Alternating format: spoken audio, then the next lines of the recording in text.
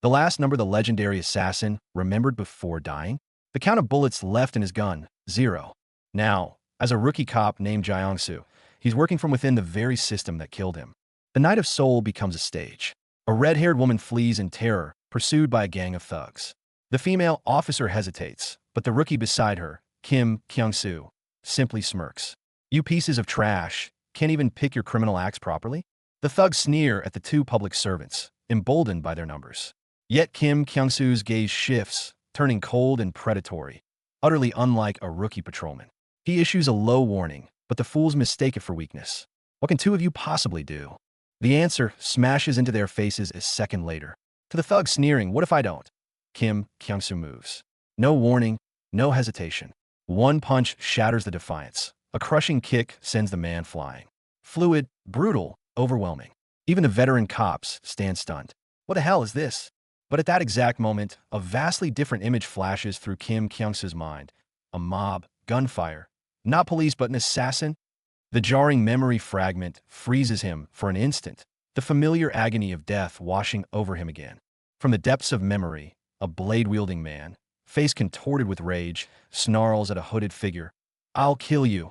But back then, the one called Baigwang merely watched, his lips curving in a cold, almost cruel calm. You don't have the eyes of a killer. You'll never be able to kill me. The present and past blur. Now, police officer Gyeongsoo holds a dagger to a gangster's throat, his gaze colder than steel. But if you don't cooperate, you die. Yet his memory holds an echo. Himself, chained, threatened. Betrayal? The scene violently snaps back to Incheon Port 1 week earlier. In the night, a shipping container door slams open. Figures in black emerge amid flames. The leading man speaks coldly into a phone. I am the one who hunts trash like you. This man is the legendary top assassin of the Hwaguksa Flower Monastery, Baigwang. At a secret base, all assassins assemble. Baigwang watches the late-arriving Dan Peng, a premonition gnawing at him, but the organization's retirement ceremony must be obeyed. The final mission? Take care of me? Orders from the Buddha? Dan Peng smiles, all fake warmth, while the chains in his hands tighten. What kind of bullshit job is this? When the chains strangle his throat, when his former comrades look at him with dead eyes, Baigwang understands. This is no ceremony. It is pure, unadulterated betrayal. The highest order is to erase the legendary assassin completely. The assassin's instincts erupt. Even bound, Baigwang fights back, the chains becoming his final weapons. He fells several men in an instant, but more enemies swarm, armed with axes, clubs. They are determined to beat the name Baigwang into oblivion. From this desperate strait, Baigwang's violet eyes erupt with terrifying light. Chains coil around his arms, granting their last surge of power. A single strike scatters the remaining attackers. Dan Peng wipes blood from his face, his eyes glinting with perverse excitement. Is this all you prepare to kill me? The battle reaches its most brutal phase. Yet, overwhelming force cannot stop a bullet. Dan Peng slowly raises his gun, all pretense of smile gone. You can figure out why in hell. Baigwang roars in disbelief. Wasn't this the final mission? You promised me freedom. His answer is only icy mockery. The gun fires. The bullet rips through Baigwang. His final sight, a compassionate Buddha statue, incense smoke, and a new message on the cold monk's phone. The bitter irony is unbearable, conducting a 49th day ceremony for his soul while simultaneously ordering his execution. Dying, Baigwang calls the man. He screams at the mastermind behind all, the one called the monk. You piece of shit. You'd even steal my right to live. The response from the other end is the same detached, cold mercy as always. Fury and obsession shatter everything. Baigwang carves a path through the guards, drenched in blood, storming towards the secluded, seemingly holy temple. If you don't clear the way, I'll make my own. Let's talk face to face. His vengeful rage peaks in his final moments. Outside the temple's halls, he screams at the monk who set him on this dark path. He demands to know how a man who calls himself a bodhisattva can kidnap children, forging them into weapons with drugs and violence. Everything, my life, my family, you took it all. Memories collide. The image of Gyeongsoo being humiliated in the police hallway overlaps with Baigwang striking at the monk. That man stole everything from him across 2 lives. The physical wounds, the warped life, the shattered family. The ledger of debts is etched into that man. Finally, a gun barrel presses against Baigwang's forehead. The monk states calmly, you promised, after the final mission, you'd have a real life. Bai Guang shrieks in despair. You promised me. And the monk reveals the ultimate design. Yes. Therefore, now I grant you an ordinary life death. May Buddha have mercy. The monk's voice rings with final judgment. In the last instant before the trigger is pulled, Bai Guang musters his final strength to swear an oath that would shake hell itself. I will have my revenge. Even if it's in hell, I'll find you. Every last one. I'll crush you. The gun fires. The legend falls. Yet, just before consciousness fades into eternal darkness, the hand that swore revenge clenches its own chest, as if etching the vow into the very soul. Wake up! Wake up! Someone shouting. A cop's voice? Am I alive? Vision clears. Kim Gyeongsoo opens his eyes in a hospital bed. Unfamiliar police faces staring down anxiously. Possible temporary memory loss. Kim Gyeongsoo, remember who you are. He stares at the offered mirror, the police badge. Who am I? Kim Gyeongsoo? No, I'm the one who should be dead. Bigonk. The sheer absurdity drowns him. Bai Guang is dead, but he wakes in the body of a cop named Kim Gyeongsoo. Staring at the police uniform, the ID, he lets out a roar of disbelief. What the actual fuck? How did I become a cop? The path of vengeance, born in hell, will now be walked in a uniform. But his new life begins in the dirt. Back at the station, he's greeted not with accolades, but with a colleague's malicious glare and a hard slap. Kim Gyeongsoo, you bastard. He's publicly humiliated, struck, all because his file says his parents committed suicide, and he himself once tried to do the same. Superintendent Choi Jin-ha rips open his deepest wound in front of everyone. You thought suicide would solve anything? Writing your seniors' names in a suicide note? You're trash, just like your criminal parents. Each word is a knife. But the soul piloting this body now is no longer a weak-willed youth. Kim Gyeongsoo keeps his head down, but in his eyes, a light colder than hellfire ignites. This bullying is just the buzzing of flies. His true target lies far deeper, the abyss called Waguksa, the very hell he just escaped. Perhaps this police uniform is the perfect camouflage for vengeance. The conflict escalates. Another colleague whose name appeared in his suicide note grabs him by the collar, enraged. Why the hell did you write my name? As violence looms, a new female officer, Jo Jae-yongi, tries to intervene, only to be tackled to the ground and accused of insubordination by Superintendent Choi himself. Total chaos erupts. The red-haired female officer snarls, grabbing Choi Jin-ha's neck, sons of bitches, before being tasered into submission. Watching it all, Kim Gyeongsoo secretly sneers. This corrupt, bullying, hypocritical police station bears an unsettling resemblance to the dark organization he knows so well. Amidst the wreckage, Choi Jin-ha turns his fury back on Kim Gyeongsoo, roaring for him to get out of the station. But this time, Kim Gyeongsoo doesn't lower his head. He unleashes a terrifying roar instead, a wave of raw force that instantly silences the entire room. Everyone stares, shocked, at the rookie suddenly radiating terrifying presence. He's rebelling against a superior. In that moment, Kim Gyeongsoo's gaze bridges 20 years, aligning perfectly with the frigid eyes of the top assassin called Bai Guang. He begins to speak, slowly, deliberately. He doesn't shout, but his voice is a blade dipped in ice. Superintendent Choi, he says, removing his police cap and tossing it aside with utter contempt. I'll make sure you never wear this uniform ever again. Then, with a voice louder than Choi's own, he commands, now, get the fuck out of my office. The overture to revenge has officially begun. The police station is his personal purgatory. Colleagues use the tragedy of his parents' suicide and his own past attempt to shame him, rubbing salt into open wounds. Chief Choi treats him like dirt. A new life for Bai Guang? No, this is just the entrance to hell. He sits on the steps, the sunset a bloody wound. A little girl asks what a police officer is. He sneers internally. I should have been a high-ranking officer, not a stray dog discarded by the organization. Bai Guang's soul is trapped inside Kim Gyeongsoo's body, rotting in this corrupt precinct. But the embers of revenge are glowing beneath the ashes. Flashback. A rainy night, the street outside an orphanage. A bald monk offers his hand. Would you like to come with me? That was Buddha.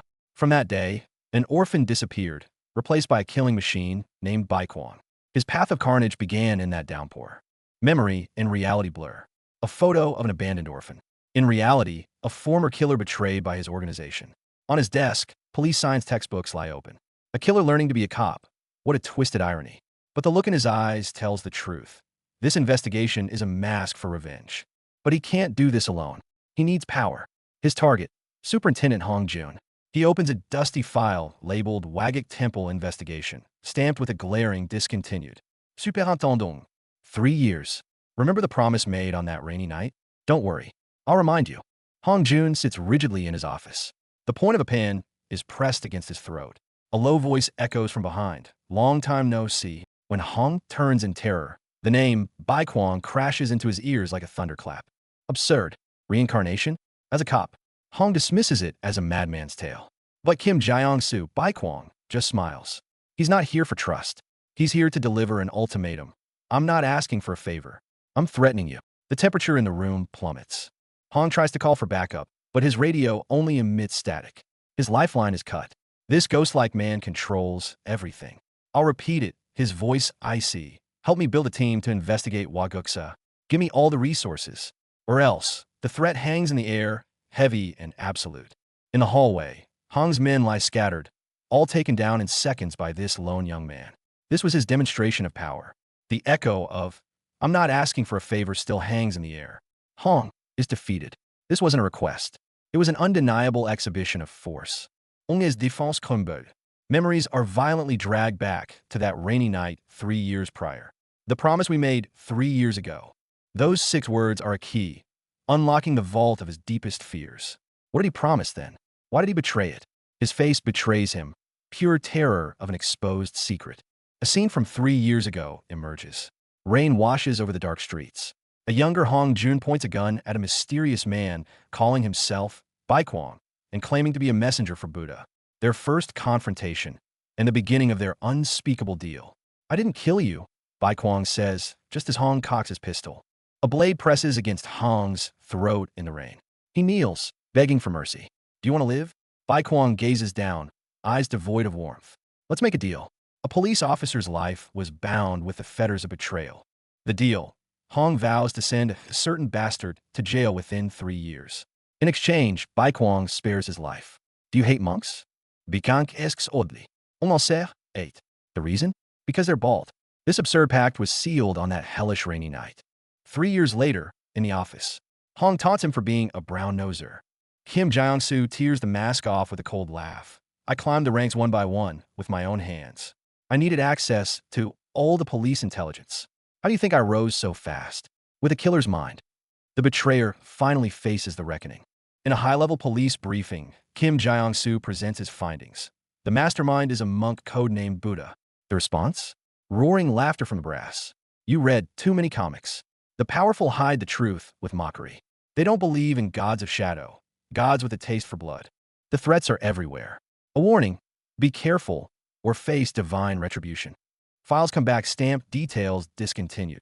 Insiders bury the truth. The higher-ups say to mind our own business. But Kim Gyeongsoo looks at the report gathered with blood, sweat, and tears. Suppressed? This is just the beginning. Your investigation? Trash. Hong throws the report on the table, but his eyes betray a flicker of fear. I'll let you go for now. He emphasizes for now. It's a cat-and-mouse game. But who's the cat? The mouse is leaving, with its fangs already deep in the cat's throat. A deal is struck. I'll help you avoid being killed by me. Kim Gyeongsoo smiles at the terrified Hong. A twisted protection agreement is forged. He is no longer a lamb for slaughter, but the guardian wielding the knife. His first step back begins at Ilsan police station. Kim Gyeongsoo, weren't you fired? When he casually returns to the precinct, his colleagues are stunned. His former bullies, Chief Choi, who was ready to kick him while he's down, all their faces freeze. He's back, and he's brought a kind of backing they can't comprehend. Chief Choi is about to explode, to scream, "Get out!" But the next second, a figure appears at the door, silencing him instantly. The insignia of a high superintendent gleams on his uniform. His presence suffocates the room. As Superintendent General, power executes a flawless dimensional strike. Superintendent Hong's small favor arrives. Help me with something. Meanwhile, night falls over Waguksa Temple. Something watches from the darkness. An eerie knock echoes deep within the temple, startling the night watch monk. Who's there? Outside the door stands a shadow, swathed in purple cloth, seething with malice. The hunt is on. Deep in the temple, incense smoke curls. The self-proclaimed ghost, Kim Gyeongsoo, shatters the fragile calm. Combat érupte instantané. A monk with murderous eyes attacks first, blue light erupting from his gaze. But the next second, he's met with a blow too fast to see, sent crashing through the air, splintered wood flying. The mask. Who are you? The monk demands. I told you. A ghost. Kim Gyeongsoo holds a burning incense stick like a scepter of judgment. The monk rages, hands forming a deadly seal. Then let me guide you to the light. Before he can finish, Kim is already moving. The assassin's creed. Strike first, question never.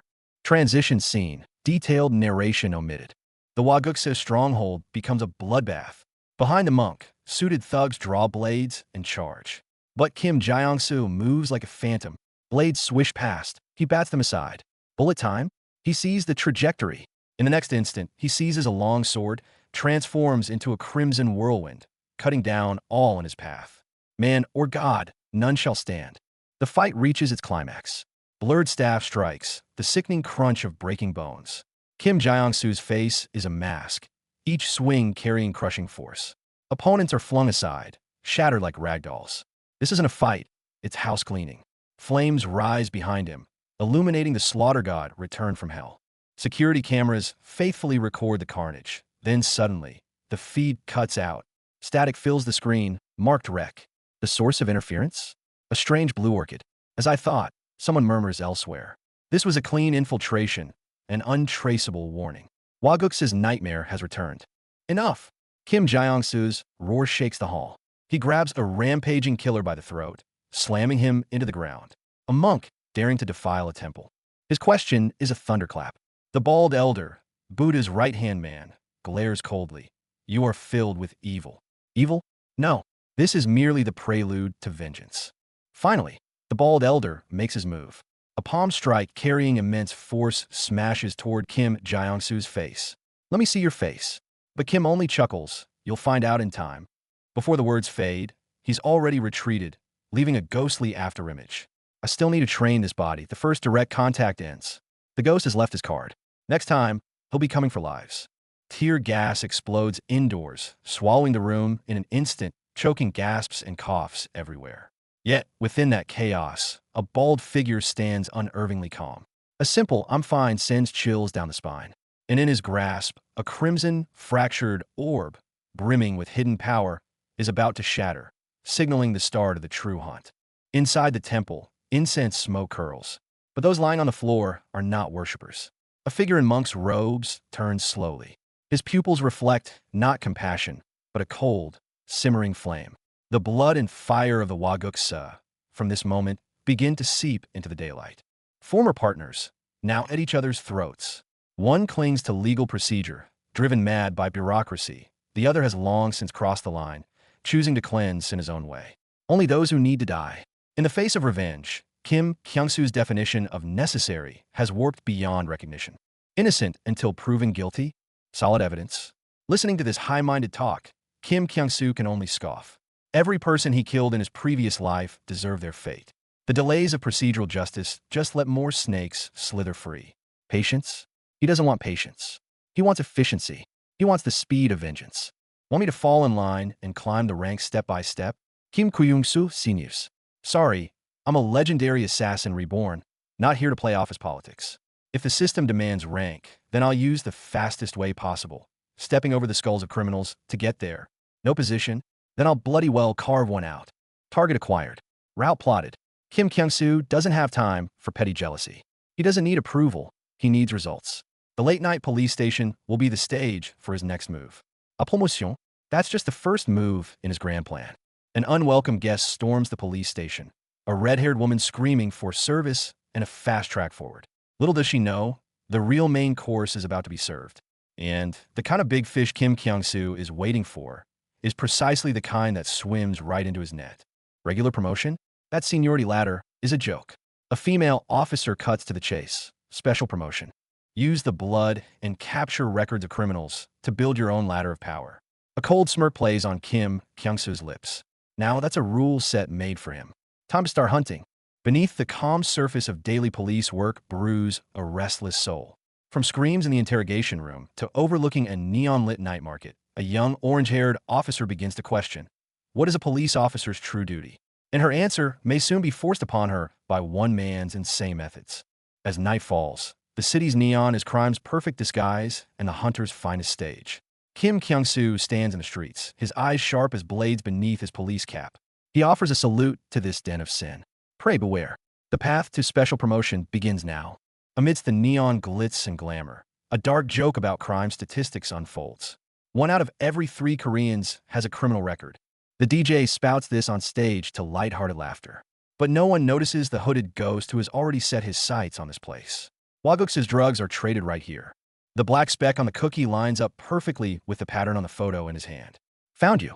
Kim Kyung-soo smirks amidst the noisy crowd. The guy trying to pave his promotion path with a major crime has no idea the criminal he's hunting is standing right behind him. The game is flipping on its head.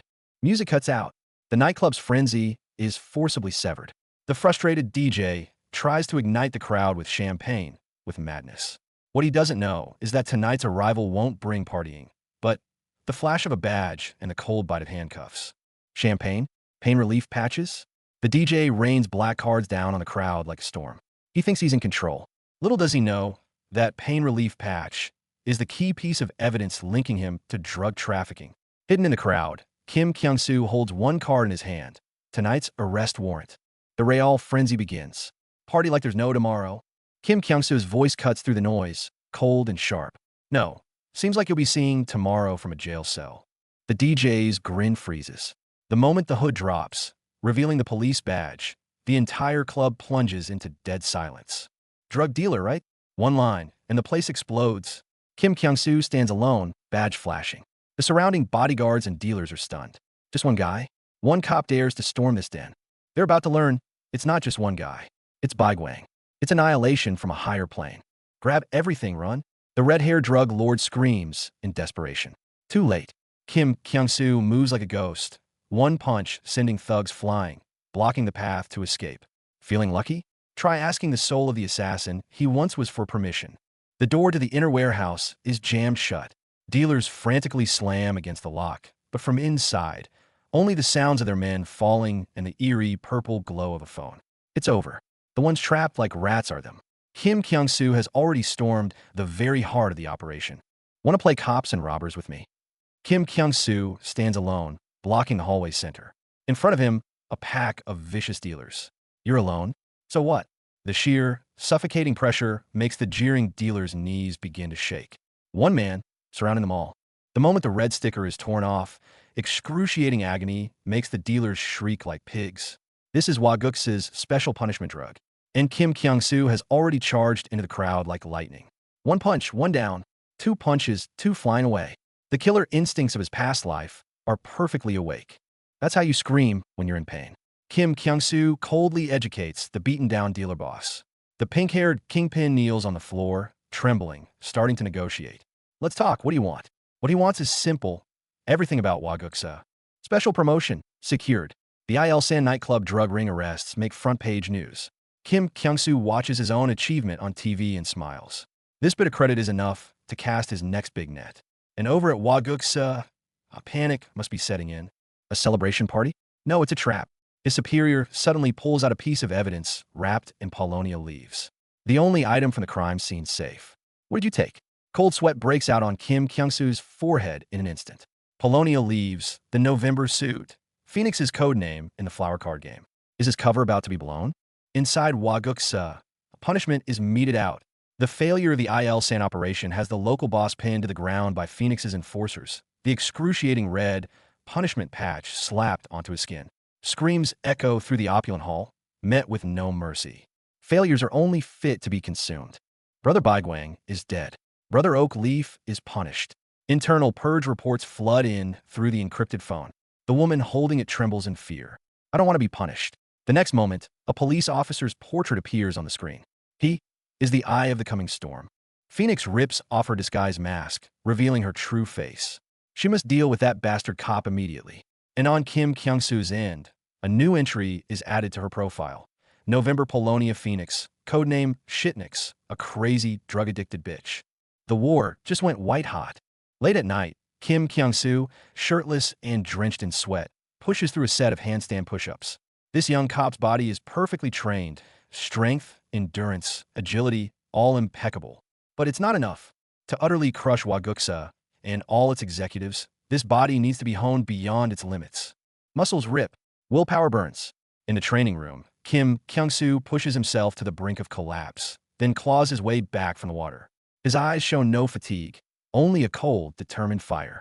This body still isn't at its peak. I need more time. The countdown to revenge is ticking. 3 colleagues who were once injured in his previous operations seek out the newly promoted Gyeongsoo. They want to ride his coattails, want a promotion. Sitting on a bench, he looks at these 3 faces filled with ambition and hope. You're saying you want promotions too? A spear of vengeance of his own, making perhaps it's time to forge it. Faced with their enthusiastic allegiance, their self-proclamation as slaves, Gyeongsoo just looks confused. I don't remember. He confesses to his short-term amnesia that night. The air freezes instantly. The red-haired officer's expression shifts from fawning to shock, then to rage. The foundation of their trust crumbles just like that. Is his team built on a memory lapse? Gyeongsoo's new cop body is still a project in progress. But he's not taking a break. He's grinding it into a weapon of pure vengeance. But the hunt has begun, and he's not the only one stalking. A seemingly lost damsel strolls into the precinct, blonde, doe-eyed, the picture of innocence. The office is still a pit of politics and hierarchy, but Gyeongsoo's focus is set far beyond their petty squabbles. The higher-ups yell their empty threats, totally blind to the real viper that has just slithered into their nest. On the street, someone fumes over his perceived unfair luck. Little do they know, beneath the pristine uniform runs a torrent of blood and vengeance. The real crisis is coming. There she is, the damsel in distress. My phone died, can you help? She asks. The best predators always wear the skin of the meekest prey. She needs directions to their precinct, Ilson. And oh, does she know Officer Gyeongsoo? Her father will kill her if she doesn't get her belongings back. Classic. She offers pastries, painting a cozy street scene. Meanwhile, on a cold case file, Wagakese financial controller. Alias, November Phoenix Polonia. Her M.O., drug-induced murder. Each poison has its stage. And right now, this mad phoenix is sipping tea inside the police station. The treats? Bait for the lambs. She strolls through the bullpen, her eyes scanning, until they lock. That's him. A predator's grin spreads across her face. Found you. He tears down her facade. A jammer? Goo. He looks around at the downed colleagues, the dead cameras. A cold smile. These are perfect murder conditions. The hunter has become the prey. His final promise hangs in the air. I'll guarantee you remember the good old days. It's not a threat. It's a prophecy. A decree of repayment in blood and fire. The prologue of vengeance has ended. The main act begins. The fight spills from a station onto a subway. Phoenix drops every pretense, a twisted thrill on her face. This is one tough cop threatening to beat a woman. Tearing her clothes, she's relishing the chase. Gyeongsoo's answer is pure, unrelenting violence. The baton is a storm. He's not here to talk, but to break her. Blood streams down Phoenix's face, but she howls with laughter. Do you want to die? She wipes the blood away, her demeanor shifting. You surprise me a little. Her gaze is razor-sharp, dangerous. You know, normal cop, are you? She's probing, testing if this cop is the ghost from her past. Just as the officers thought they had this strange woman cornered, the situation flipped instantly. Her eerie sticker radiated a sinister aura, instantly disorienting one of the cops. Gyeongsoo shows no mercy. Against these low-level Waguksa thugs, he only communicates through one language, violence. A few brutal strikes later, they're down before they even understand what hit them. Still got the nerve to talk back? Fine. Gyeongsoo punches her in the face. Memories of his past betrayal surge forward. Every punch carries the rage of Baigwang. He's going to beat the memory of who he is right back into her. Interrogation? This is a one-sided reckoning. You should be able to recognize me now, before I literally beat you to death. Gyeongsoo's baton strikes with a force of thunder, each blow of vengeance for his past execution. At the critical moment, another woman appears. Distracted, Gyeongsoo steps on the cassette tape on the floor. Shit, is the crucial evidence about to be destroyed right here? Plot twist on a plot twist. As Gyeongsoo goes for his gun, the strange sticker on the woman's forehead erupts with an eerie red light. An indescribable agony and confusion instantly floods his mind. That sticker is something else. Purple, mucus-like substance starts spreading from the point of contact like a living thing. Skin first. Then, the entire body begins to twist and mutate. Backup is almost here. Gyeongsoo is in no hurry now. Staring at the utterly transformed foe, he smirks coldly. We'll meet again today. Very soon. The berserk power inside her is already boiling over. Chaos erupts in the police station. An officer's body mutates horrifically. Amid the panic, the woman with the purple facial markings smiles eerily, whispering softly, "By Kwapa." The mutated officer is rushed to the hospital, but everyone knows this is no ordinary medical case. Kim Gyeongsoo's eyes are icy. She has become the most deadly human narcotic. Elsewhere, the Wagukse's roosterhead enforcers are still gloating, thinking they took down the intruder with their drug-laced smoke. But from within the haze, a cold voice cuts through. "I need to borrow some equipment. The expensive kind."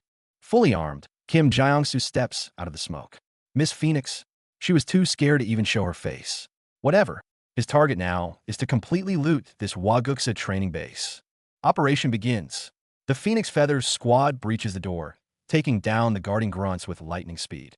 Bullets tear through the air, the fight escalating instantly. Kim Gyeongsoo calmly evaluates the weapon in his hand. This gun is good, but for him, guns are just tools. The real weapons are the experience and killing intent he brought back from hell. The interrogation room is a bloodbath. 2 Wagukse captives are riddled with bullet holes. Superintendent Hong's voice trembles as he beholds the hellish scene. "How many rubber bullets did you use?" Kim Gyeongsoo scoffs coldly in response. "Why aren't you 100% sure I'm Baigwang?" Hong says it's because the real Baigwang would have killed Monk Yuhua.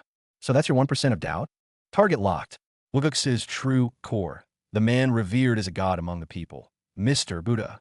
But Hong warns him, touch this man, and the entire nation will shake. Power dynamics flip in an instant. Kim Gyeongsoo presses his gun to Hong's head. "I'm the one helping you. Helping you stay alive. Want to use me? Fine. The price is your life." Painful memories surge back. In his past life, facing Buddha, that feeling of utter helplessness.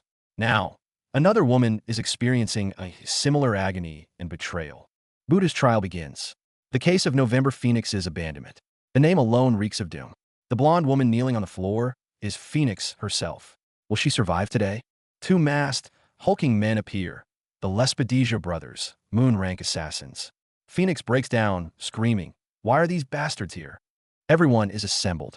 Buddha calmly declares the meeting open. The fate of the kneeling Phoenix rests in the cold, collective vote of the few people in this room. But Buddha doesn't kill her. He produces a massive green gem. "No need. I've already retrieved it." Phoenix is stunned. It was all a setup. Utter despair grips Phoenix. She cries out to a sister she once cherished, only to receive a cold reply. The world is just that cruel. The vote is in. Her execution is approved. The height of irony. Buddha presses his hands together in prayer, while holding a gun. Its cold barrel presses against the forehead of the useless one. Mercy? It's the cheapest lie of all here. To survive, Phoenix plays her final card. A new, massively potent drug, 5 times stronger than before. What's more, she's already established a distribution network across East Asia's underworld. She kneels, begging Buddha for 6 months to prove her worth. He coldly grants her only 3.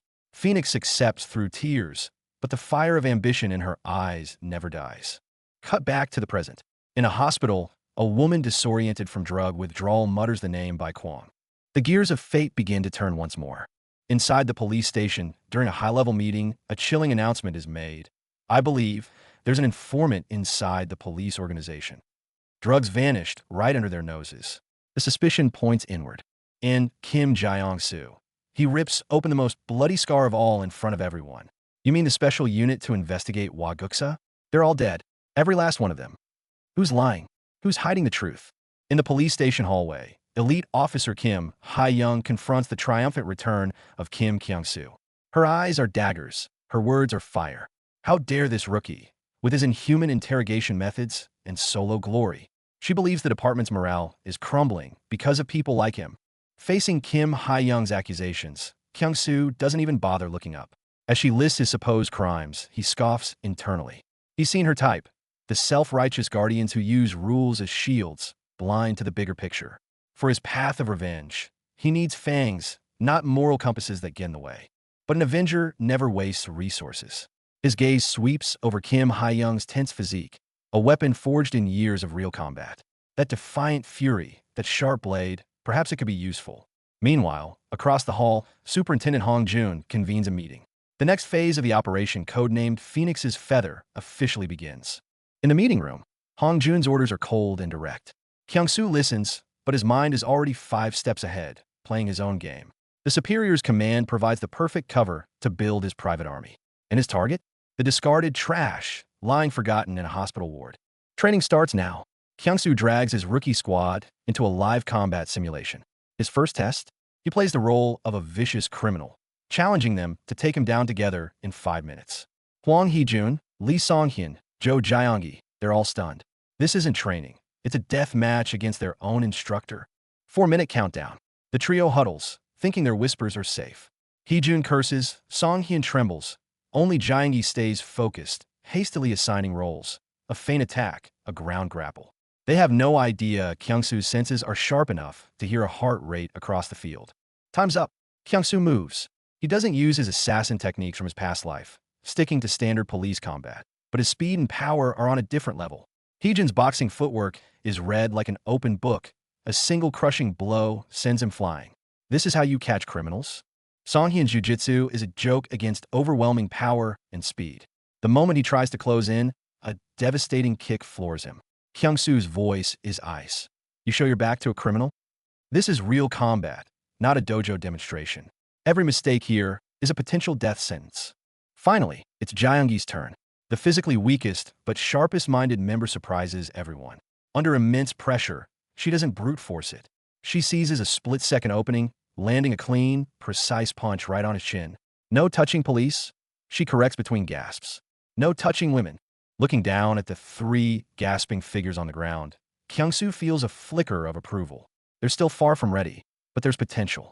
10-minute break, he announces coldly. Then we do it again.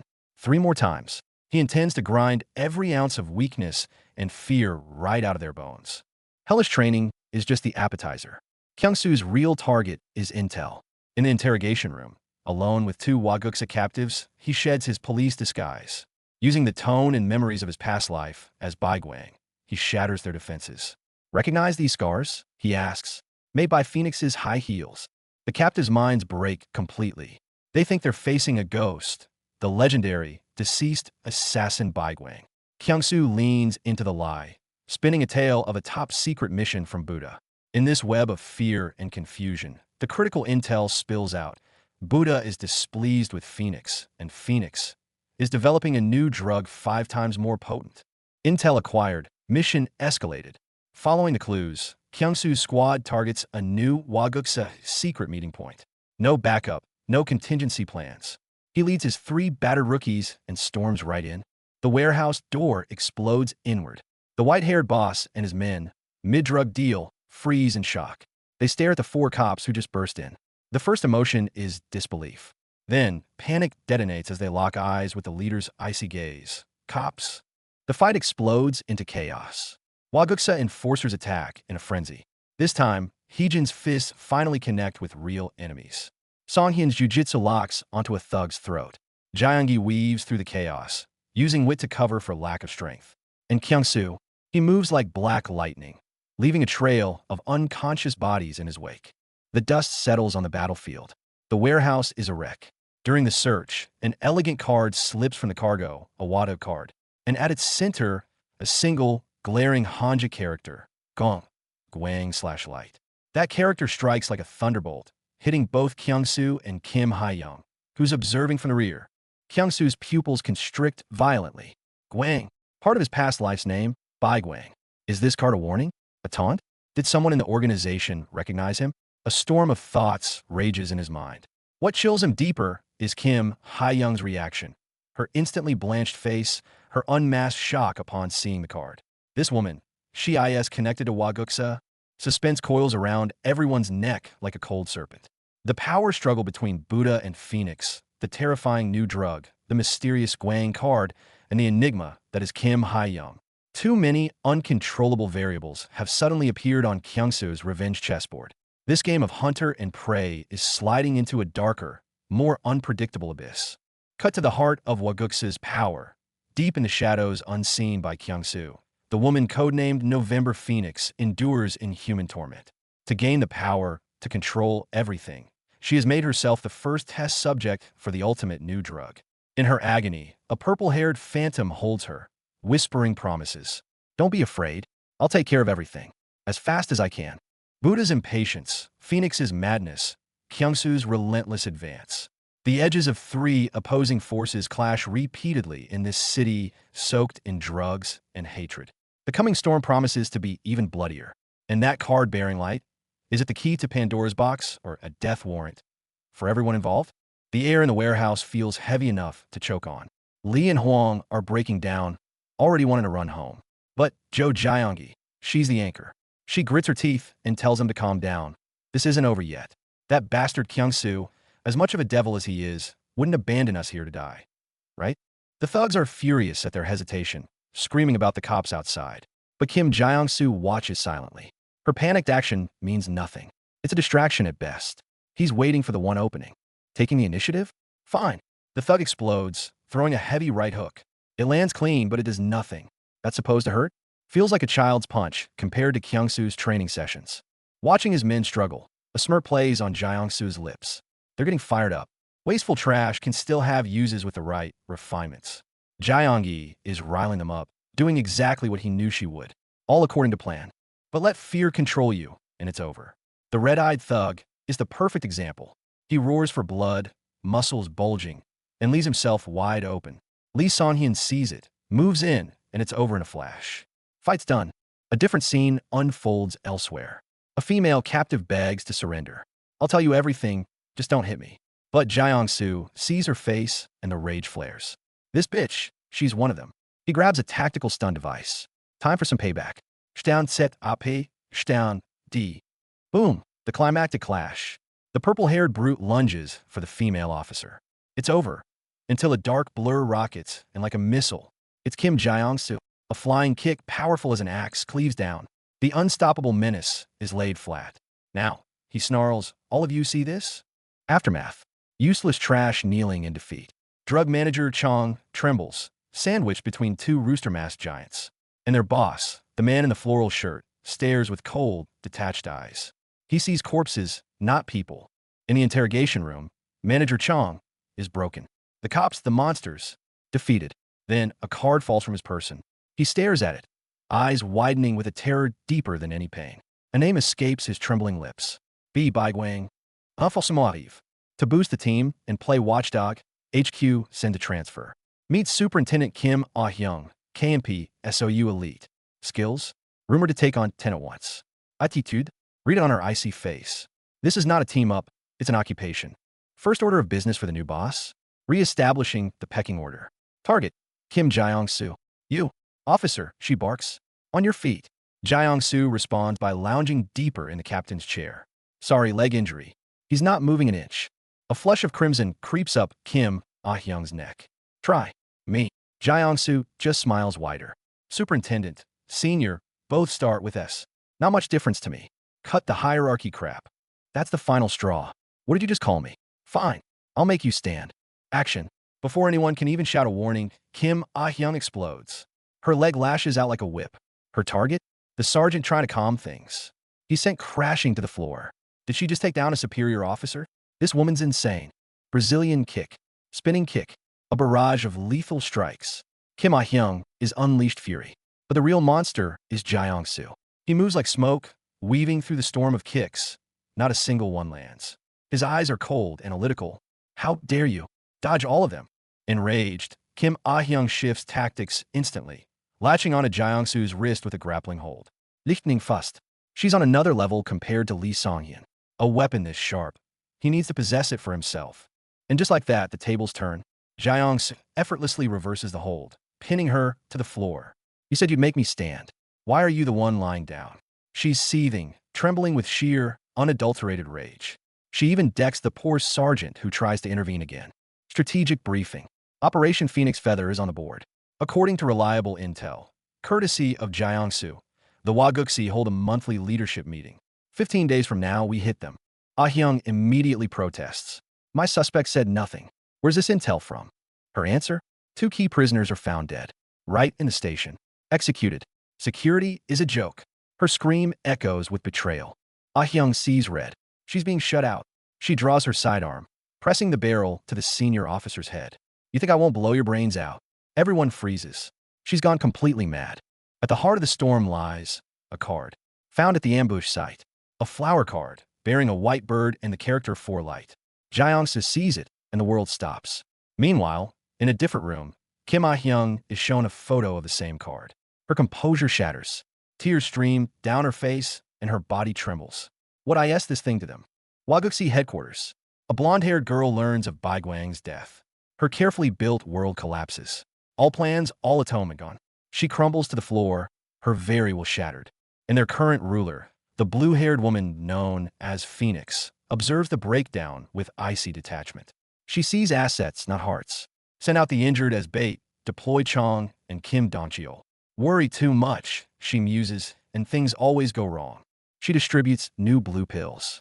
Pure, potent, designed to erase unnecessary thoughts. Take it and give yourself completely to Mr. Phoenix. The men swallow them, their eyes glowing with fanatical, drug-induced compliance. A new trap is set, ready to spring. 15 days of hell commence. The training ground lies empty. His other recruits have conveniently disappeared. Only Jo Gyeonggi and her instructor, Kim Gyeongsoo, remain. Since it's just you and me, let's have a proper chat. His grin is downright demonic.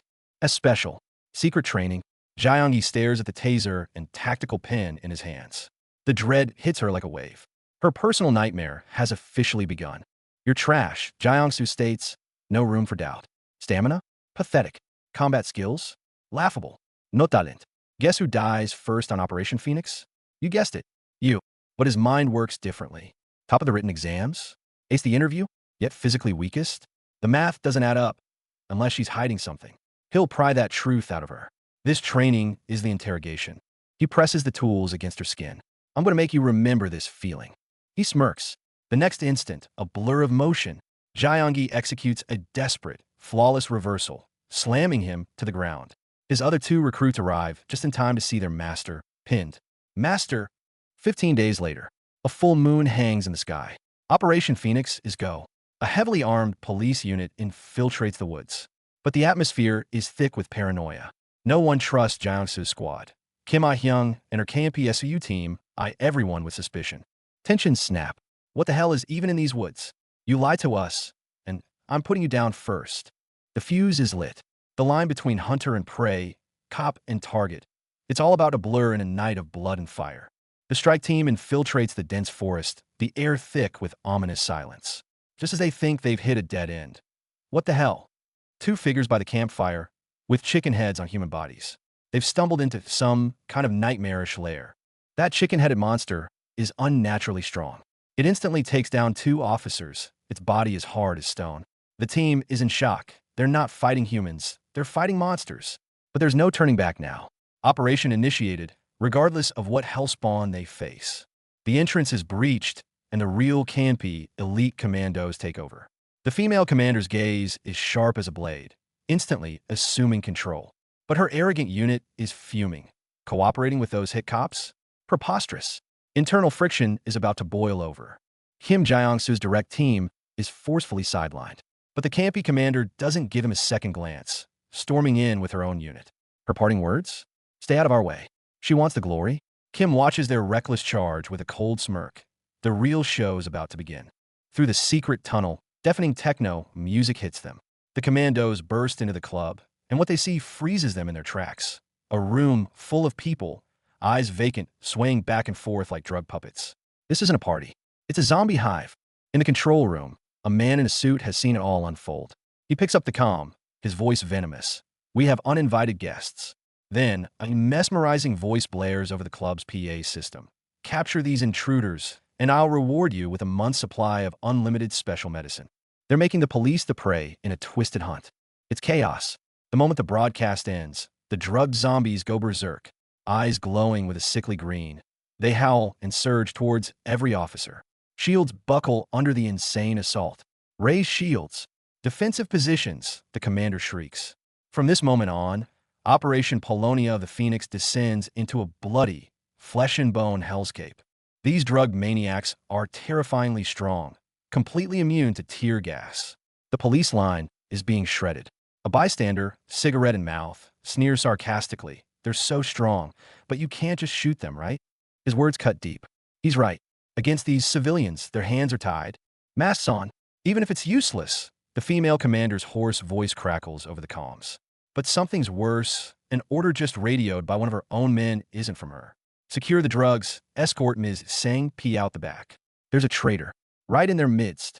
Kim Gyeongsoo leans against the wall, a cigarette dangling from his lips. His fake radio order just worked. He's flushed out the traitor. Officer Kim Dong-cheol. Exposed, Kim Dong-cheol tries to fight back. But Kim Gyeongsoo moves like a phantom. A single blow sends the ex-special forces soldier flying. Dong-cheol hits the ground, bloodied, staring in disbelief at this rookie cop. I underestimated you. Dong-cheol rises, his eyes turning dangerously cold. He sneers at his comrades, struggling to hold back the raging crowd. You really think brute force can stop these monsters? The next instant, a bizarre purple aura erupts from him, blasting the surrounding officers away. He's not just a traitor. He's a monster, altered by that substance. Kim Gyeongsoo doesn't give him a chance to posture. In a blur, another devastating strike lands. The sound of cracking bone is unmistakable. I promised someone I'd try not to kill, Kim says, his voice icy as he pins Dong-cheol down. So you better stay still. A brief lull in one corner of the battle. Kim pins the severely wounded traitor against a wall, beginning his interrogation. I won't kill you. But tell me, who are you now? Or rather, whose dog have you become? Dong-cheol breaks into a cold sweat. For the first time, the fear of death outweighs his craving for the medicine. Meanwhile, campy elite Kim Ah-hyung faces her own powerful foe, a grievously wounded man with bizarre markings crawling across his face. He's been shot multiple times, yet shows no pain, clutching a handful of blue lollipops. He laughs maniacally, purple tears streaming. Not being able to have this is worse than death. What the hell kind of organization is this? More enemies emerge from the shadows. The leader, a man in a loud shirt, grins at the commandos surrounding him. Long time no see, juniors. I'm your 29X class senior, Kim Dong-cheol. Another Kim Dong-cheol? No, this is the real deal. Wagik Temple's moon rank assassin. Surrounded. Yet he wears the exhilaration of a hunter. Outside, the three rookies Kim left behind are frantic. They can hear the intense gunfire and explosions from within. Hee-jun punches a tree in fury. Damn it. Did they bring us here just to be cannon fodder? The fear and rage of being abandoned are consuming them. Suddenly, the loud shirt man from the club's announcement appears behind them like a ghost. What are you rookies doing here? His gaze is murderous, his killing intent laid bare. The three rookies are frozen in terror. They've run headfirst into the real boss. Loud shirt doesn't waste words. He grins savagely, extending his hands. Crackle. Violent blue electricity erupts across his body, scorching the earth beneath him. Try this on. It's nothing compared to what Lady Phoenix can do. He manipulates lightning. This is far beyond human ability. Rubber bullets tickle him at best. With a flick of his finger, a black-red energy wave instantly knocks down a line of officers. The police's strongest non-lethal weapons are a joke against him. The situation has spiraled completely out of control. Meanwhile, in the basement, Kim Gyeongsoo delivers the final psychological blow to the critically wounded Dong-cheol. No, I can't be captured. If I am, I'll never get to have it again. Dong-cheol's mental defenses crumble completely between drug addiction and survival instinct. His eyes go vacant, and he starts muttering. Flashback. Years ago, a down-and-out ex-special forces soldier, Kim Dong-cheol, his body severely resistant to drugs, meets her for the first time in a rundown bar. Phoenix. Blonde and demonically beautiful, she offers him a blue lollipop, her voice lethally seductive. I heard, your body is special? Dong-cheol licks the lollipop. Instantly, an unprecedented surge, a fusion of ultimate ecstasy and violent agony, electrifies him. It's a new heaven and hell beyond all known drugs. Phoenix looks down at his convulsing form and smiles, offering the contract. Work for me. I'll give you more. From that moment, Dong-cheol's soul was sold to this demon who uses lollipops as bait. Memory and reality overlap. Lying in a pool of his own blood, Dong-cheol still clutches those blue hopes, the very curse that dragged him into the abyss. He laughs in agony, purple tears falling. Not being able to have this is worse than death.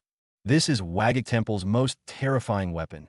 Not guns, but a medicine that corrodes the soul, turning people into willing slaves. Back on the surface, the battle rages at its most brutal. The Lightning Man and a horde of Roostermask berserkers are so hardened that bullets ricochet off them. Police casualties are mounting. Don't stop firing. Shoot to kill. Kim Ah-hyung screams amidst the hail of bullets, vowing to make her enemy's extravagant funeral a reality to avenge her fallen comrades. Gunfire, explosions, and roars blend into a symphony of hell. People fall every second. But Kim Gyeongsoo knows that deeper within this chaotic battlefield lies a bigger fish. His target was never the small fry. Suddenly, like a bolt of black lightning, Kim Gyeongsoo cuts through the chaotic battlefield, charging straight into a luxurious inner sanctum deep within the club. Inside, a purple-haired woman stands with her back to him, utterly calm. "So you're the one causing all this commotion." She turns slowly, revealing a face that churns Kim's past life memories. The first Phoenix. Their eyes lock, the air freezing solid. Kim wipes the blood from his face, a smile colder than the void spreading across his lips. "I've heard the question, 'Who are you?' too many times." His killing intent saturates the room like a physical force. "But I'll be happy to help you. Reminisce about the good old days." The gear of vengeance has finally clicked into its most crucial piece. The first Phoenix's eyes finally shift from amusement to alarm. And Kim Gyeongsoo holds nothing back. The memories of his past life, his bone-deep hatred, his absolute power, all will become the fangs that tear this criminal organization apart. The real hunt starts now. Outside, the gunfight reaches a fever pitch, bullets flying, explosions roaring. But inside the chamber, a far deadlier, far quieter confrontation is brewing. The legendary assassin Baigwang and Wagik Temple's first-generation leader, mortal enemies across death and rebirth, stand face to face at last. The battlefield is pure chaos. While Gyeongsoo faces off against a madman crackling with electricity, another addict screams that withdrawal is worse than death. The police assault is falling apart in real time. Look at this. This is what the poison does. It turns you into a monster, then makes you beg for more. Gyeongsoo is dodging lightning bolts, while a wounded man shoves a gun at his own team, taunting them to pull the trigger if they dare. The whole squad is cracking under pressure. Boom! The sound echoes from the main battlefield. Kim Ah-hyung is in a firefight with a one-eyed maniac, whose storm of bullets is practically shredding the police line single-handedly. Something's wrong. It's a trap. Smoke grenades. The moment Ah-hyung screams disperse, the entire stronghold is swallowed by a thick, blinding fog. This is bad. In the smoke, the cops become easy targets. Panicked rookies drop one by one. And somewhere in the haze, a sniper is smirking, watching them pay the ultimate learning fee. In the smoke, friend and foe are impossible to tell apart. Ah-hyung is on the verge of a breakdown herself. Allies drop beside her. Gunfire rings out from everywhere. She can't even be sure her own bullets aren't the ones hitting them. This is it. Ah-hyung stares down the barrel of a gun aimed right at her. She thinks, "This is where I die." But the bullet doesn't hit her. It hits another dying soul in the smoke. The sight that breaks her is even worse. An entire squad, lying motionless in a sea of blood. Her mental fortress shatters completely. Outside the main building, the battle is a rout. A surviving cop, completely shattered, points at the smoke and screams, calling Kim Gyeongsoo a con man, saying his whole plan was garbage. But the real Kim Gyeongsoo? He's already inside the heart of the beast. And his first opponent? A woman with violet hair, the former Madam Phoenix. This violet-haired woman is coolly explaining the vital points of assassination. One hit, one kill. Gyeongsoo shuts it down with one line. True, but there are always exceptions. The moment he says it, multiple gun barrels press against her skull. While chaos reigns outside, Gyeongsoo is playing a different game in the opulent inner hall. Looking over the cleanup job, he drawls, "Nicely done, Don Cheol." The exposed first Phoenix tries one last gamble, fumbling for a drug patch. Trying to amp up? Please, in front of Baigwang. A cheap trick like that is painfully obvious. Gyeongsoo's hand is around her throat, even fishing out the pill she hid in her mouth. Isn't it disgusting, brushing your teeth with a pill all day? The insult cuts deeper than any wound. Interrogation time. With the ex-leader under his boot, he demands the location of the current Phoenix, that bitch. Madam Phoenix is no coward, the woman spits back. Right, she's just a junkie, isn't she? Gyeongsoo sneers. But more minions arrive. Kids with knives. Gyeongsoo doesn't even blink. 2 breaths, 2 down. The real threat is the red-clad woman in the back, high as a kite with that glazed look in her eyes. "Dear, what are you going to do now?" The red-clad woman taunts, rubbing her arms. "I mean, I'm already high. That bitch gave you the authority." That tone, that smirk, something is very, very off. The knife clatters to the ground. His usual tactics seem to fizzle. That eerie grin spreads across the woman's face. Now, it's your turn to die. Gyeongsoo est instant crime, danger. The battlefield memory cuts to a time deeper in the past. That boy, sitting alone on a high rock with empty eyes. Buddha and his disciple watch from a distance. What do you think? This child is the new Bai Kwang. He could end him easily. He just chooses not to. This is the brutal law of the Bai Kwang succession.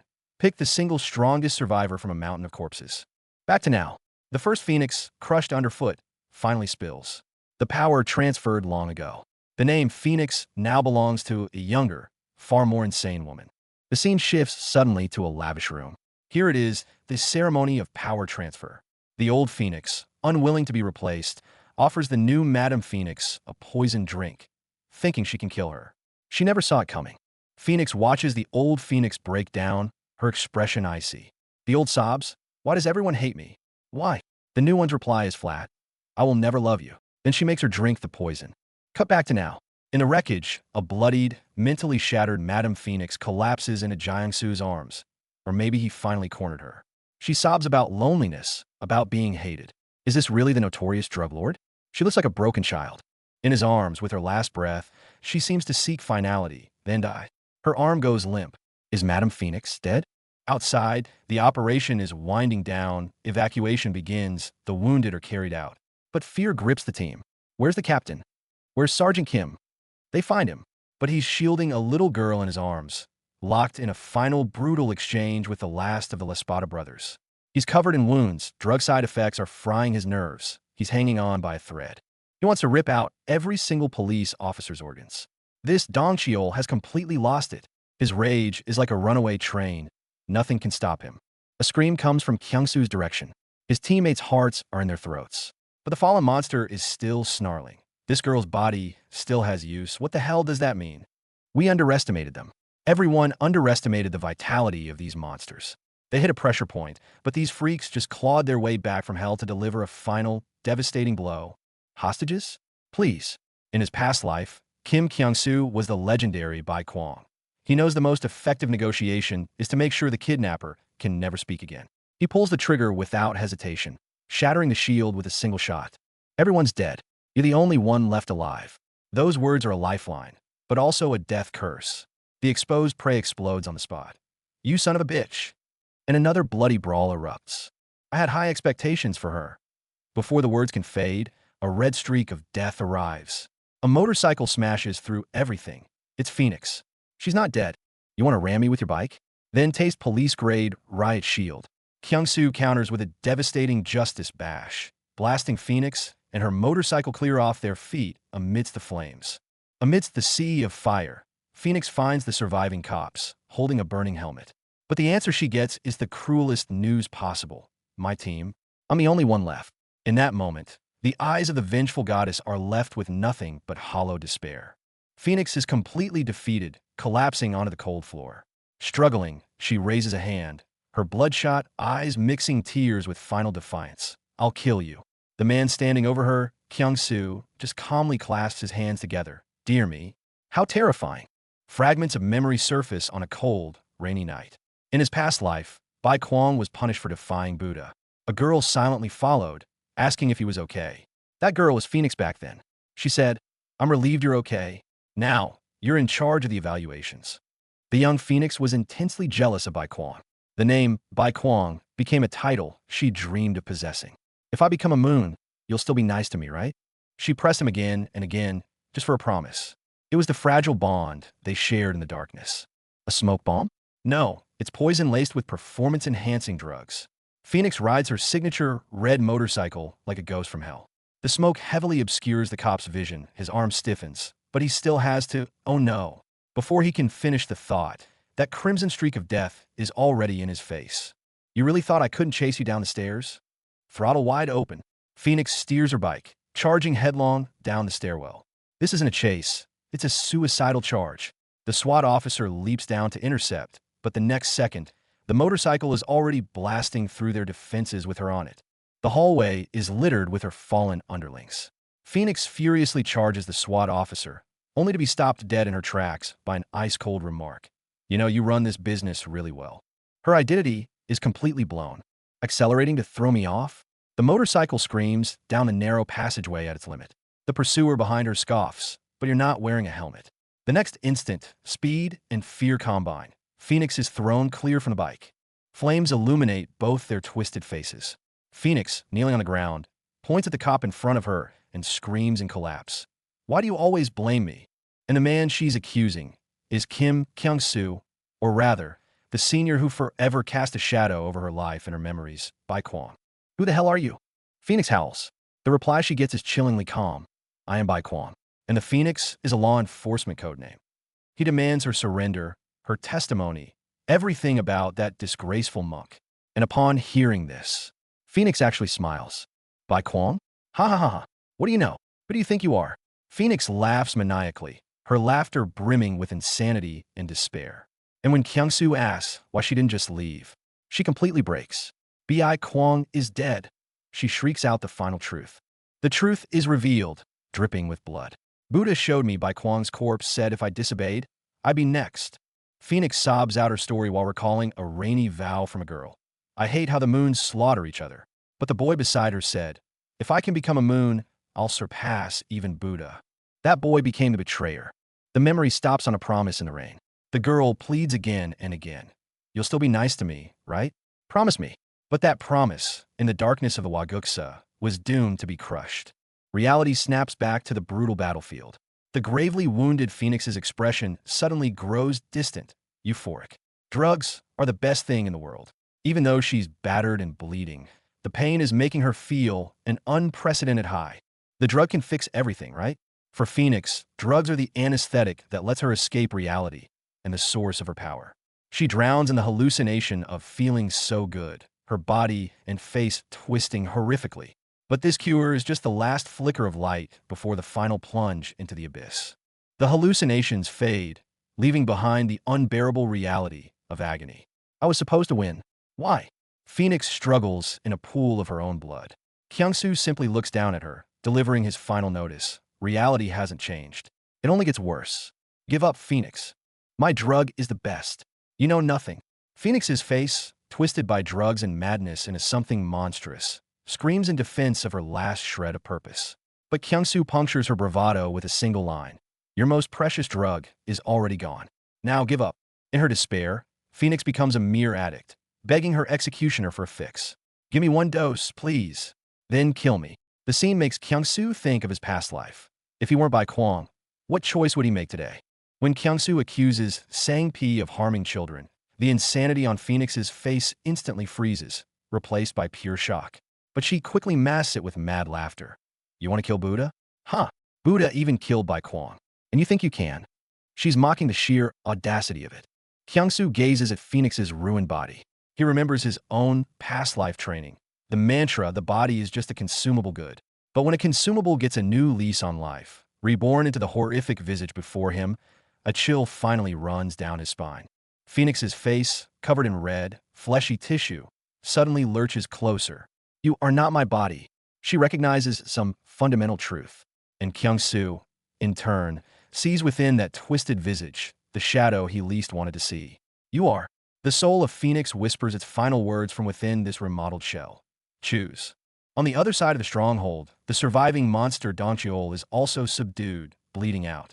But he warns the cops with the most venomous tone. Touch me, and I'll kill you all. Even on death's door, this monster radiates pure menace. Officer Jiang Yi stares in shock at Doncheol's demand. Stick all these patches on me. This is the drug. A drug dealer. Ordering the cops to administer the drug to him? The final explanation for this madness has yet to come. Under the sterile blue laboratory lights, the monsters known as the Lespies brothers stir. They feel the corrupt, dark power coursing through their vine-wrapped bodies. This rage can only be quenched with police blood. The ultimate irony. This bloodied wretch, trapped behind wire mesh, is the very man who ordered the assassination of Bai Kwon. Once a mighty trunk, he's now just rotten deadwood before the cold steel of revenge. Miss Phoenix's hideout is ablaze, but her allure is more dangerous than any fire. Instead of fighting, she offers a deadly proposition. Would you like to do this with me? A blue gem glints in her palm. Is it a trap, or the key to her next game? The hunt is on. The tattooed freaks have one goal: kill that bitch. The cops are just cleanup crew. A black shockwave rips through the air as they demand. Where is she? Predators don't ask for permission. Buddha, the spiritual core of Gyeongsoo. He decrees a cruel fate. A boy and a girl, bound as a single unit, future shackles and shields for each other. The boy's silence is deafening, just another tiny sacrifice in the temple's twisted training system. The brutal truth is laid bare. The girl's only qualification for passing the trial was waking up in a pile of corpses. The boy's crimson eyes hold no pity, only judgment. Her tears and pleas are worth less than dust here. On the precipice of death, children make an oath. Stand up. I won't tell anyone. The smallest promise, sealed by hooked pinkies, becomes the last flicker of humanity against a backdrop of carnage. Can you promise me? Okay, I promise. Lies and truth collide. She's lived in agony, believing she was betrayed and abandoned. But now, the man she blamed finally roars the truth. I never broke my promise to keep you alive. A lifetime of hatred built on a single, fatal misjudgment. The accusation explodes in the firelight. Why were you the only survivor that day? Her terror is the first clue. Then, violence consumes everything. A violet energy storm erupts, shattering police shields and their faith with one brutal strike. Payback for a traitor. The masked man forces a red pill down his former comrade's throat. Watch the path I've chosen for you. Old love has curdled into hatred and pure agony. This isn't an interrogation. It's a death knell tolled by the traitor's own bones. No one touches Miss Phoenix but me. The last loyal dog of Gyeongsoo rages in the streets. But something worse arrives. A masked killing machine drops in, his warning a chilling promise. This road you chose will take you straight to the trash. She has arrived. In an eerie violet glow, a long-haired woman with a hidden face smiles a dangerous smile. Some very tasty little morsels are here. Her eyes have found their prey. A threat far deadlier than any police gun. A twisted appetite. Surrounded by cops, the violet-haired woman licks her lips. I don't eat women. Then, her hungry gaze fixes on a man. But you have a very nice body. This isn't a fight. It's the inhuman stare of a predator sizing up its meal. A boxer? No, a savage beast. The masked man boasts 10 years of boxing experience. In the next breath, he tears through a cop's armor, cackling in admiration for his opponent's physique. I like it. Violence is his only language. Chaos, then explosive action. Heejun drops from the sky. He pins the brute down with a single move, instantly humbling the thug who was just taunting everyone. The tables have turned in a heartbeat. The curse of the survivor. The blonde woman's face twists in pain. Why was I the only one to survive that day? Her answer is heavier than death. Probably because I'm immune to drugs. This isn't a gift. It's the cruelest brand burned into her soul. A black-clad man presses a dagger to a boy's throat. I have a poison recipe. His smile is viperous. Through it, one can gain immunity, become a new moon. This isn't salvation. It's the forging of a perfect Gyeongsoo weapon built on poison and lies. The secret in the gruel. The girl confesses, all these years, I've been putting something in your food. The boy survived, but the cost of endless suffering. Immunity is never a gift. Its price is enduring hell, day after agonizing day. Buddha's laboratory of forced transformation. He forces a woman to consume a table full of drugs, molding her into the second phoenix. And Baigwang, her lover from a past life, sneaks in, trying in vain to pull her from this hell they call paradise. I keep wondering if I should have just let you die back then. Watching her former comrade lost to drugs is a torture worse than death for the blonde woman. And now, a scream pierces the night. I think Sangmuk is the cause of this. A new storm is brewing. Stop Choi Sangmuk. One of Kim Gyeongsoo's men falls with cry. The woman at the center of the chaos whispers, "Less Spiza," and Kim Gyeongs himself feels a new, savage power churning within. Feels good, huh? What is he becoming? Their brutal origins are exposed. A brother with weak legs, another with weak arms. For the sin of being born imperfect, they were tossed aside into the hellscape called the starvation room. But their eyes no longer hold despair, only pure, unadulterated hatred, a vow to carve a path with blood and bone. Train, kill, devour. This is the sacred credo of the Lespies brothers. In the starvation room, they survived by the most primal cycle, consuming their opponents to fuel their own power. Months later, they rose, with legs as strong as a wild boar. The birth of beasts. A moment of arrogant power display. They flaunt their wing-like shoulders and muscles. But their gaze shifts, they see her. A blonde woman carried by a cop. Why is she here? A simple question that instantly sharpens into icy, homicidal intent. I've waited so long for this day. The white-masked killer reveals his identity. One of Gyeongsoo's months. He swears to eliminate all remnants after Baigwang's death. Cards appear, each representing a month: Crane of January, Cherry of March, Mountain of August. His revenge list is long. Drug backlash. The poison of the phoenix's blood takes hold. I can hold them for 10 minutes. The bold vow is barely out when his own body rebels. Bones soften, power drains. I'm becoming too soft. That's bad. The balance of power teeters wildly on the edge of toxicity. Absolute power crushing. You think a weak attack like that can take me down? The masked man swats the police officer aside, helmet and armor shattering like paper. But amid his arrogant laughter, a flicker of doubt. I think you got a little bigger? Is the prey evolving? Phoenix. Both sides recognize each other in the standoff. But time favors no one. Gyeongsoo orders Gyeonggi to evacuate everyone. He'll hold the line. He faces a monster who is also on a ticking clock, a beast driven to madness. She's always been a burden. Watching the horrifying fight, the blonde woman collapses into the shadow of her childhood. I've always been a burden to others. A spray of blood paints her fear and her shame, along with every memory, a stark, vivid red. The masked man looks down at the fallen officer with utter contempt. Pathetic. A body tainted by drugs. It's not even worth consuming. But then, a cold command cuts through. Out of my way, woman. Only to be met with unwavering resolve. This time, it's my turn to save you. The stage is set for a clash of fates. A hard cut reveals the dark history of the Phoenix drug. From the early P version to the more potent Sang P, and now the dangerously addictive Gwang variant. It's a trail of power-hungry ambition at any cost. But that's not all. The ultimate crystallization of the Phoenix drug is a mysterious liquid called the Tears of the Phoenix. The current Phoenix holds it as her trump card, her final solution. But a white-haired woman issues a dire warning. This thing is a one-way ticket to hell. Back on the battlefield, the green-haired masked man undergoes a violent transformation. He roars in agony, his body erupting in terrifying crimson energy. My body is clean now. What is he purging? And where is this sudden, berserk power coming from? You're just another junkie. The blonde woman sees right through him. He rages in denial, but a split second later, a blow faster than lightning smashes into his face. I'll kill you, you psychotic bitch. The masked man goes berserk, launching a frenzied assault. But the silver-haired woman's counterattack is brutal and precise, each move aiming to maim. My eyes, my eyes. A scream of agony echoes through the air. Outside, Gyeongsoo's team seizes a brief opening and finally reaches the hostages. Extract Captain Gyeongsoo and the children now, orders the squad leader. The rescue is moments from fruition. But at the very last second, a hulking, bloodied figure crashes down from above. I told you no one leaves. Hope is extinguished once more, replaced by utter despair. No more hesitation. Lee Songhyun, get Gyeongsoo out of here. Hwang Hee-jun, grab the kids. Acting on pure adrenaline, Gyeongsoo's squad executes the desperate extraction order. Against all odds, they succeed. Meanwhile, inside, the battle between the silver-haired woman and her foes escalates. One vows to kill all these cops, while the other declares it will be a mutual grave. A new, ominous figure appears, the one in the green hoodie. He surveys the carnage with cold eyes, his target clear.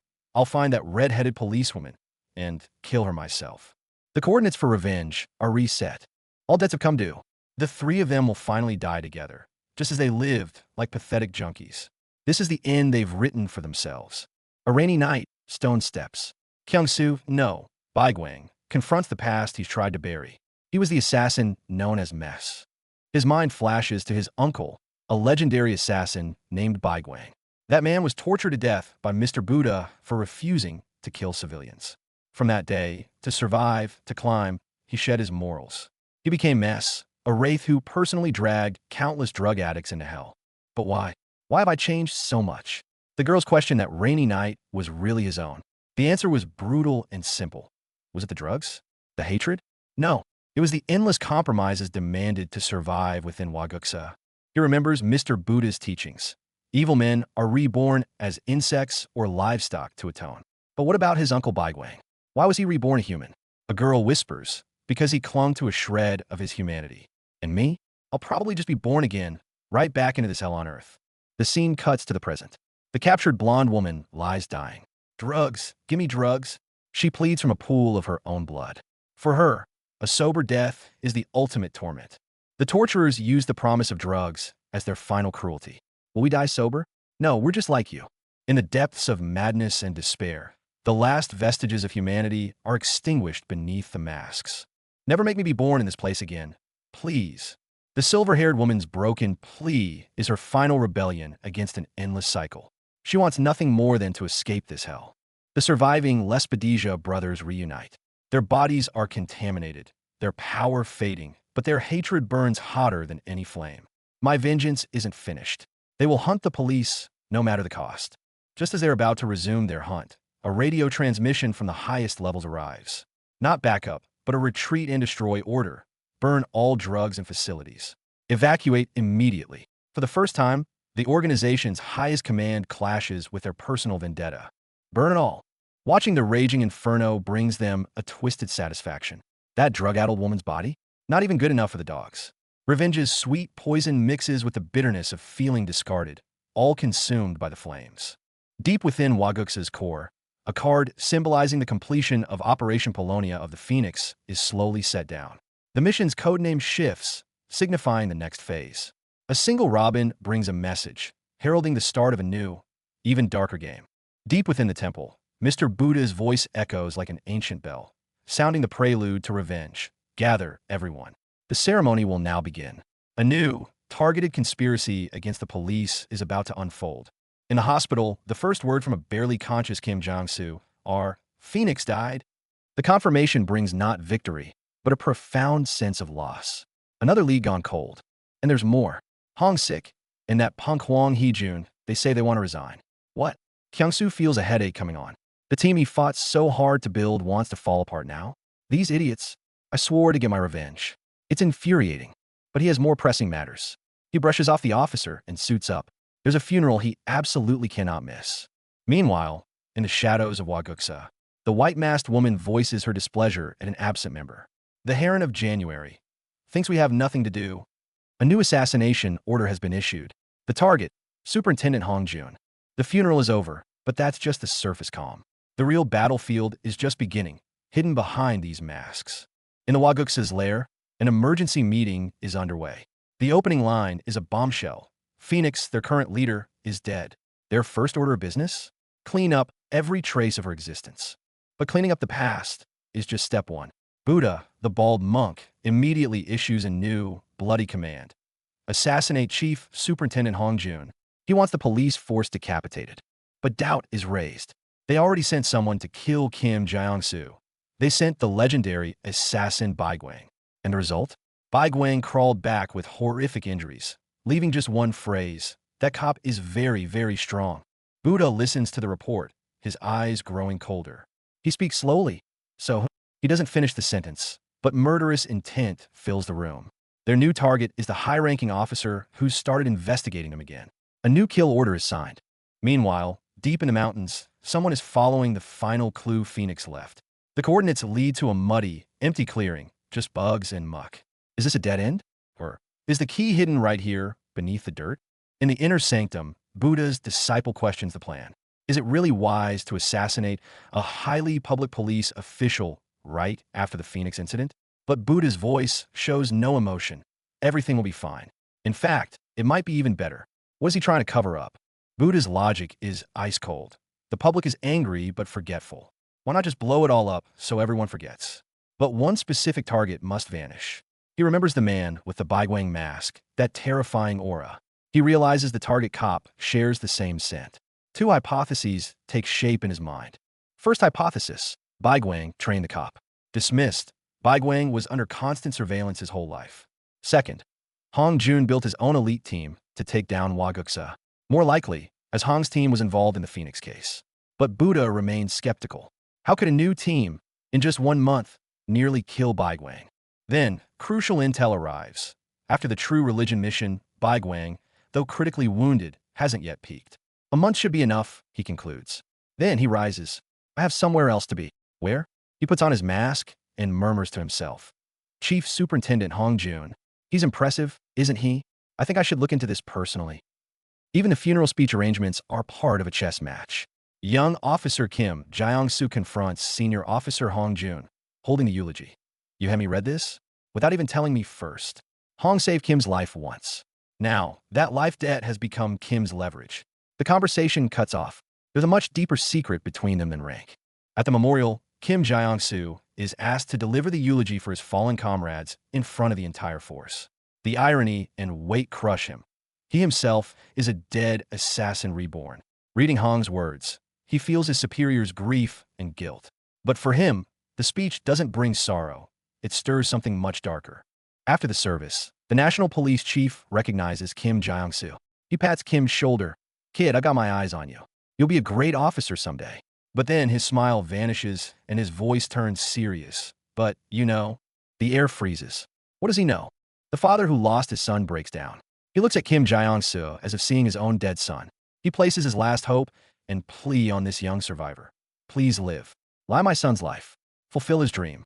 After all, you're someone's son too." These words cut deep into the heart of Kim Gyeongsoo, the reincarnated soul. Just as the ceremony is about to conclude, the announcer reveals the next speaker. The entire police force freezes in shock. The next person to take the stage is Chief manhwa, head priest of Gyeongsoo. The supreme leader of their enemy organization is about to speak at a police funeral. This is a brazen declaration of war. Manhwa, or Buddha, slowly ascends to the podium. He clasps his hands, his eyes showing no mercy, only profound, inscrutable calculation. With this single step, a full-scale war against the police, a conspiracy buried within a eulogy, officially commences. The revenge is far from over. The war has just escalated. The reincarnated assassin cop versus the drug lord disguised by faith. The funeral eulogy will become the new battle cry. Next chapter, all-out war begins.